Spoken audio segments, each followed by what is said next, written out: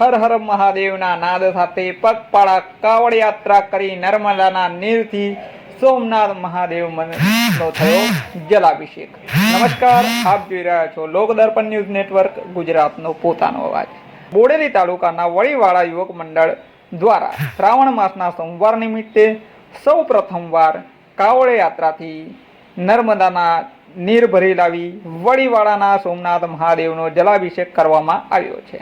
હેરણ નદીના કાંઠે વસેલું નાનકડા ખોબલા જેવું વળીવાળા ગામમાં આવેલ સોમનાથ મહાદેવને માં નર્મદાના નિર્મલ જલથી જલાભિષેક કરવા માટે વળીવાળા યુવક મંડળના યુવાનો દ્વારા કાવડ યાત્રા કરી નર્મદા મેઇન કેનાલમાંથી વળીવાળા ગામ સુધી પગપાળા પદયાત્રા કરી હર હર ભોલેના નાદ સાથે ભક્તિસભર વાતાવરણમાં 30 જેટલા યુવક મંડળના યુવાનોએ વળીવાળા મુકામે સોમનાથ મહાદેવનો જલાભિષેક કર્યો હતો।